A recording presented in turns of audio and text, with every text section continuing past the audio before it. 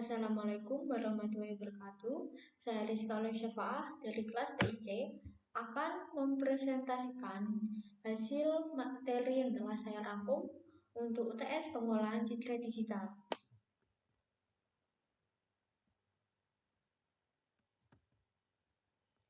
Topik yang dibahas dalam presentasi ini adalah dasar citra digital dan pemepatan citra. Topik pertama yaitu dasar citra digital. Citra digital merupakan sekumpulan piksel-piksel yang tersusun dalam larik dua dimensi di mana titik asal berada di sebelah kiri atas citra. Kesepakatan peletakan titik asal ini merujuk pada cara penulisan matriks pada pemrograman komputer yang berbeda dengan peletakan pada koordinat grafik. Oleh karena citra digital berbentuk matriks, maka pemanipulasinya juga menggunakan kaidah matriks. Topik ini membicarakan mengenai sistem visual manusia dalam menangkap sebuah citra.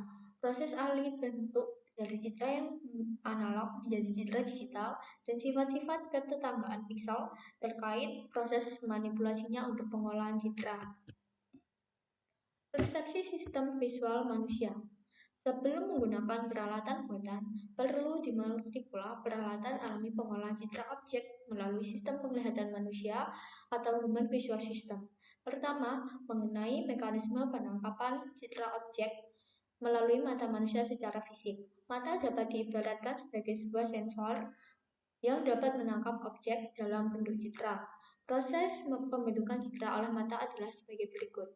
Sinar dari objek masuk melalui pupil, yaitu lubang bulat di tengah iris. Diameter lubang diatur oleh otot pada iris, yang secara otomatis menebar bila intensitas cahaya rendah dan sebaliknya mengecil untuk intensitas tinggi. Dengan demikian, rentang energi optis yang diterima retina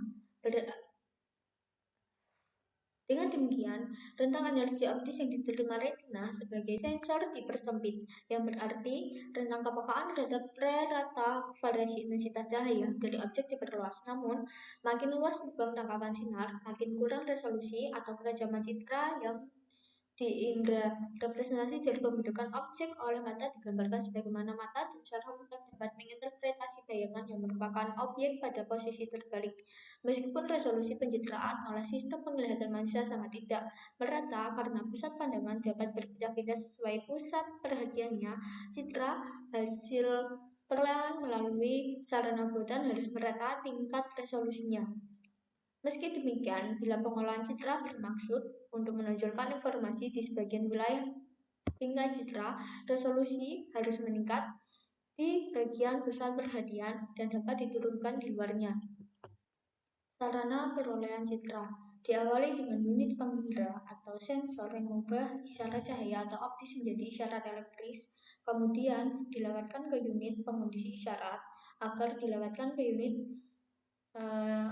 keluaran memenuhi suatu standar aras atau level amplitude, impedans, dan bidang frekuensi pencetak atau printer untuk mendapatkan hard copy atau diminat ke sarana penyimpan atau langsung ke sarana pengolahan citra. Pendigitalan citra.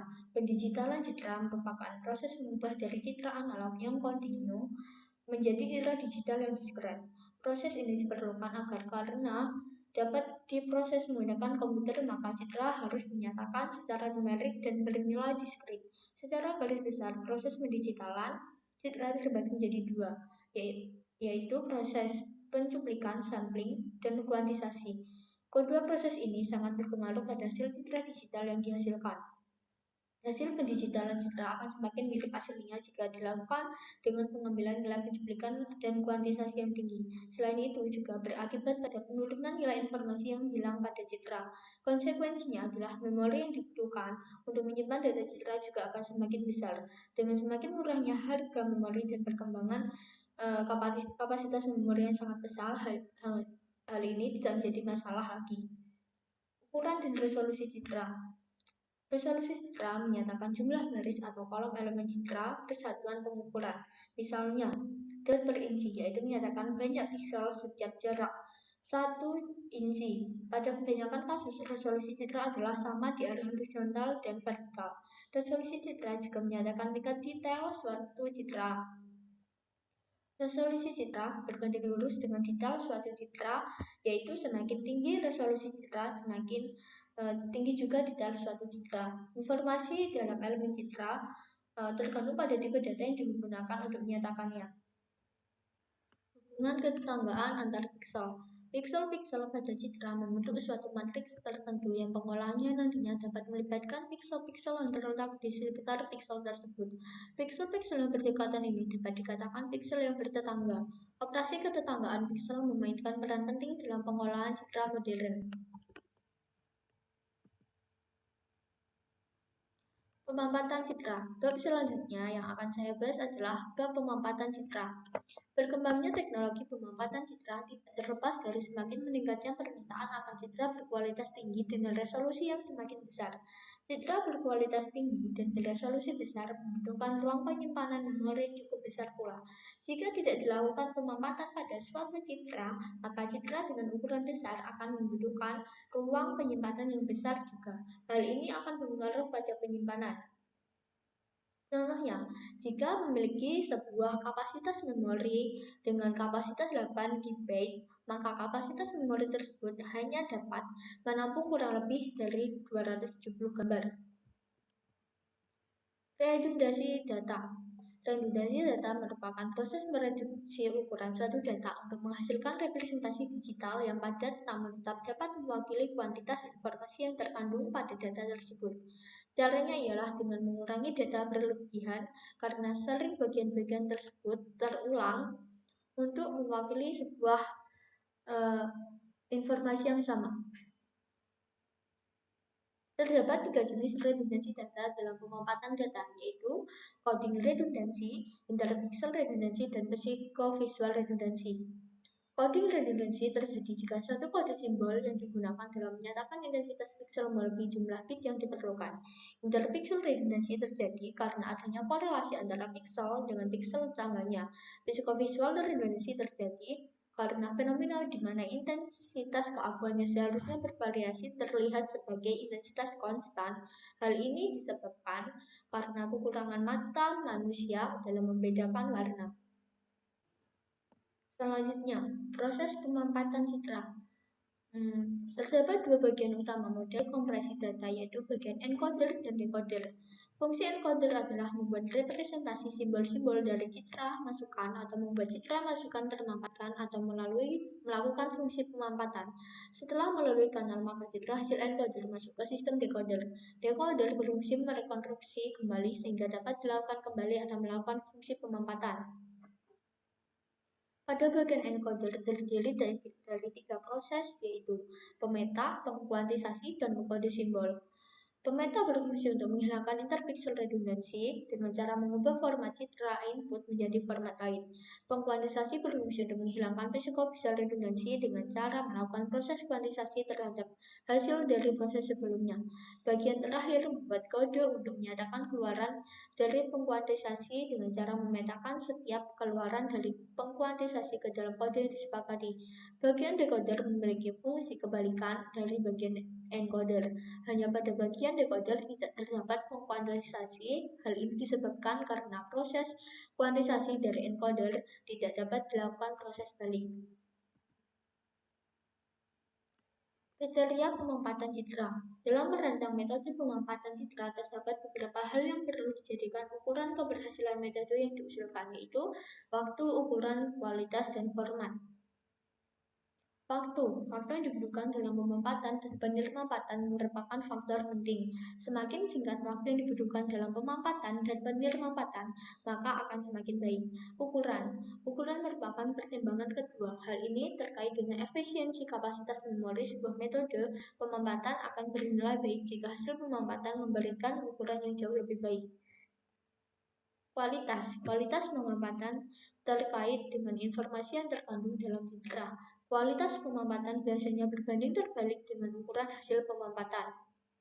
Format. Pertimbangan format merupakan pertimbangan terakhir, yaitu lebih terkait dengan kecocokan penggunaan berkas, yaitu apakah lebih cocok untuk pengiriman atau untuk penyimpanan.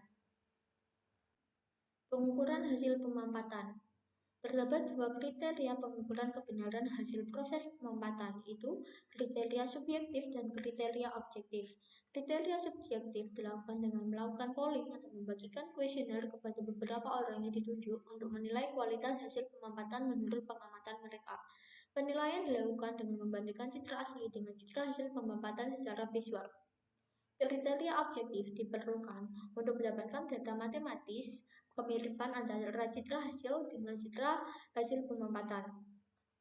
Hasil pengukuran ini dapat digunakan untuk mengetahui perbedaan distorsi antara citra asli dengan citra hasil pemampatan. Oleh karena itu, kriteria ini disebut dengan difference distortion measure. Klasifikasi metode pemampatan. Metode pemampatan citra digital dapat diklasifikasikan ke dalam dua kelompok, yaitu metode lossless dan metode lossy. Metode lossless menghasilkan citra hasil pemampatan persis seperti citra aslinya. Artinya, pada saat penyelamatan dilakukan tidak ada informasi yang hilang karena pemampatan. Metode pemampatan yang data hasil pemampatannya dapat dinirmampatkan lagi dan hasilnya tepat sama seperti sebelum proses pemampatan. Sehingga metode ini juga disebut dengan metode pemampatan error-free compression. Pada metode ini tidak terdapat proses kuantisasi, hanya pengkodean dan pemetaan.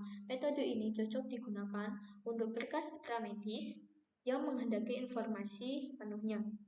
Metode lossy menghasilkan citra hasil pemampatan yang diizinkan kehilangan informasi pada sebagian data citra. Bagian data citra yang tidak berguna dibuang. Penghilangan sebagian data ini tidak begitu dirasakan dan dilihat oleh manusia. Penyelamatan hasil metode ini akan memberikan citra yang tidak sama dengan aslinya, akan tetapi informasi yang hilang tidak sampai mengganggu secara visual. Metode ini cocok digunakan untuk penyimpanan citra hasil fotografi. Biasanya dalam kamera digital sudah disertakan program memampat file citra hasil foto sehingga foto yang disimpan dapat berukuran kecil. Metode pemampatan. Terdapat beberapa metode yang dapat digunakan dalam pemampatan citra. Metode tersebut didasarkan pada 4 pendekatan, yaitu pendekatan kuantisasi, pendekatan statistik, pendekatan ruang, dan pendekatan fraktal. Pendekatan kuantisasi adalah metode pemampatan yang dalam proses pemampatannya dengan cara mengurangi tingkat keabuan atau warna yang tersedia. Pendekatan statistik didasarkan pada frekuensi kemunculan tingkat keabuan atau warna piksel di dalam seluruh bagian citra. Pendekatan ruang didasarkan pada hubungan spasial antara piksel dalam satu kelompok yang memiliki tingkat keabuan atau warna yang sama di dalam seluruh citra. Sedangkan pendekatan fraktal didasarkan pada kemiripan bentuk bagian-bagian dalam citra yang dapat dieksploitasi dengan suatu matriks transformasi. Metode pemampatan. Metode kuantisasi. Pendekatan kuantisasi adalah metode pemampatan yang dalam proses pemampatannya dengan cara mengurangi tingkat keakuan atau warna yang tersedia. Pengurangan ini membuat jumlah bit untuk merepresentasikan sebuah piksel juga ikut berkurang. Akibatnya ukuran berkas citra juga menjadi lebih kecil. Kekurangan dari metode ini adalah adanya informasi yang hilang. Metode kuantisasi merupakan metode pemampatan lossy. Metode Huffman. Metode ini menggunakan pendekatan statistik dalam mengkodekan intensitas baru citra. Prinsip dari metode ini adalah intensitas piksel yang sering muncul dikodekan dengan kode yang lebih pendek, sedangkan yang jarang muncul dikodekan lebih panjang. Metode pemampatan run-line encoding. Metode ini sangat cocok untuk pemampatan pada citra yang memiliki kelompok-kelompok piksel berderajat sama. Setiap jarak piksel dengan intensitas yang sama dikompres menjadi pasangan nilai yang menyatakan banyaknya piksel dan nilai intensitas piksel tersebut. Metode run-line encoding juga merupakan metode pemampatan lossless. Metode Shannon-Fano. Metode ini tergantung pada probabilitas setiap intensitas piksel yang muncul pada suatu data. Dari probabilitas yang didapatkan dibuat daftar kode untuk setiap intensitas dengan ketentuan bahwa setiap intensitas yang berbeda memiliki kode yang berbeda pula. dan intensitas yang memiliki probabilitas paling kecil atau jarang muncul memiliki jumlah kode dengan bit yang lebih panjang dan sebaliknya. Pada metode ini, walaupun panjang kode dapat berbeda, tapi intensitas dapat dikodekan secara unik. Sekian presentasi dari saya. Mohon maaf jika ada salah kata. Saya akhiri. Wassalamualaikum warahmatullahi wabarakatuh.